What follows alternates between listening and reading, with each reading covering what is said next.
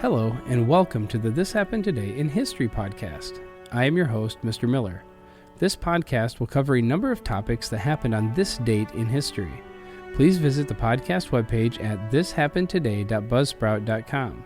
There you can download the notes page, which will help you organize the information as well as develop your own ideas on how these events change the world around us.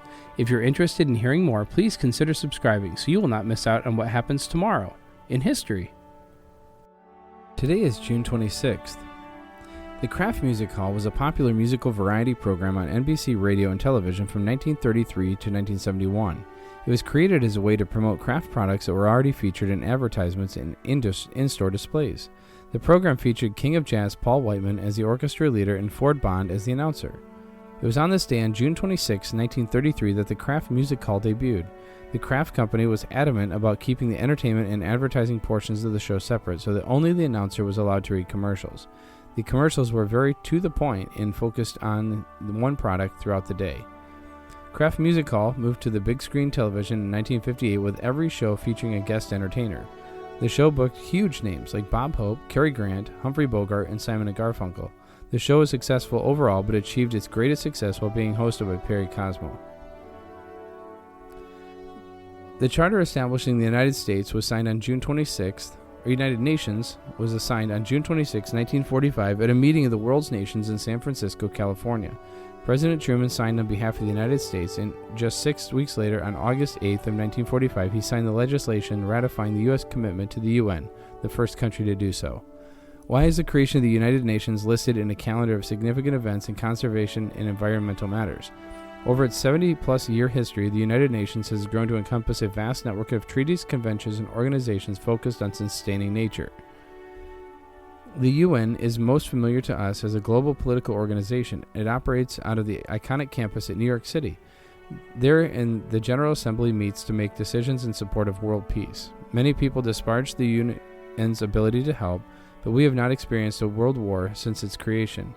The UN Charter lists the purposes and rationale for the creation of this splendid international organization. The organization was founded to save succeeding generations from the scourge of war, meaning to specifically the scourge of the two world wars of the 20th century, but it also created to promote social progress and better standards of life and larger freedom. The later rationale is where UN work on the environment and nature come in. The main structure of the UN includes programs and funds to address specific issues.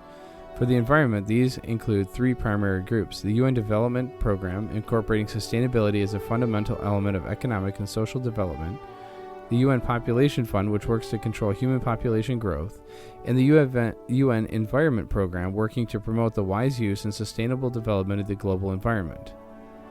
The UN also includes a number of specialized agencies, which are independent organizations under the general UN umbrella.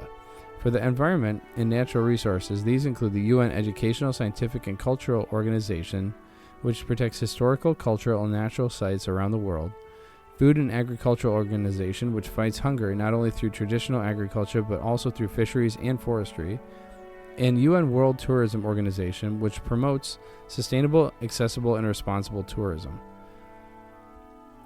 The UN also coordinates a large series of international conventions and treaties that promote global collaboration and standards on important environmental matters. The UN website lists 17 treaties on the environment, from climate to pesticides to whales, and 9 treaties related to the law of the sea. The UN is also home to the coordinated development activities first conducted at the Millennium Development Goals from 2000 to 2015, and now as the Sustainable Development Goals from 2015 to 2030. The 17 sustainable goals include 7 that relate directly to the environment and conservation: clean water and sanitation, affordable and clean energy, sustainable cities and communities, responsible consumption and production, climate action, life below water, and life on land. 5 years after the UN began, President Truman addressed the UN General Assembly. The points he made are even more valid today than in 1950. He said, "The United Nations represents the idea of universal morality superior to the interests of the individual nations. Its foundation does not rest upon power or privilege, it rests upon faith. They rest upon the faith of men in human values, upon the belief that men in every land hold the same high ideals and strive toward the same goals for peace and justice. I believe the people of the world rely on the United Nations to help them achieve two great purposes. They look at it to help improve the conditions under which they live, and they rely on it to fulfill their profound longing for peace.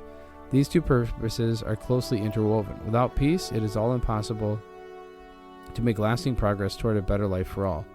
Without progress in human welfare, the foundations of peace will be insecure. That is why we can never afford to neglect one of these purposes at the expense of the other.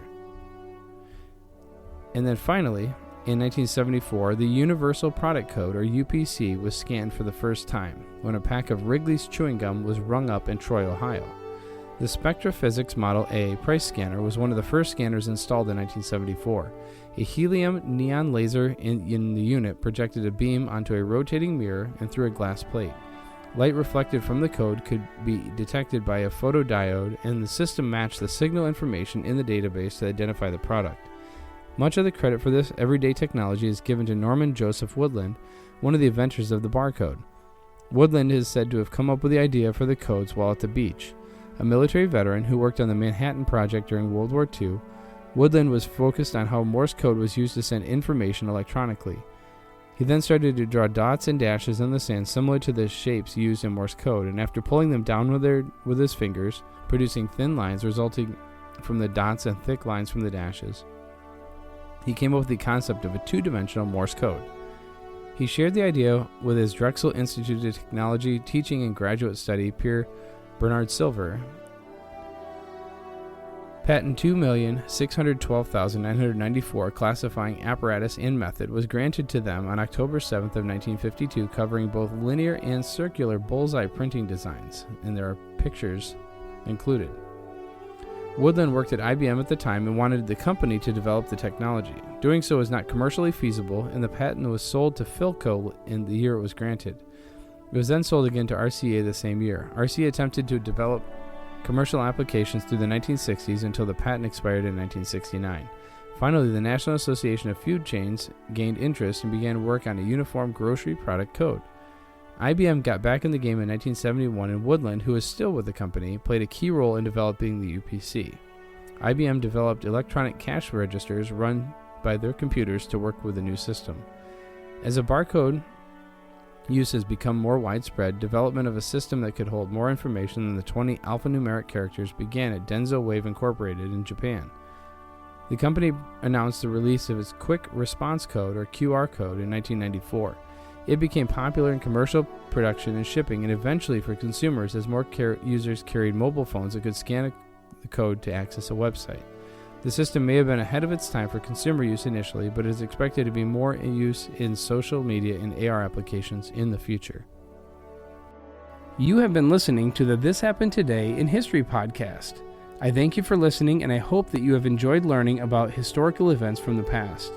Thank you to the following websites for their information regarding today's topics: ThePeopleHistory.com, the Kraft Music Hall at FamousDaily.com, United Nations Charter, TodayInConservation.com, and the first barcode reader at EDN.com.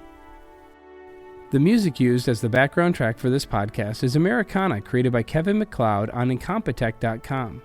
If you enjoyed this information and would like to hear more, please consider subscribing, as this will keep the historical events in your feed in the morning for each day.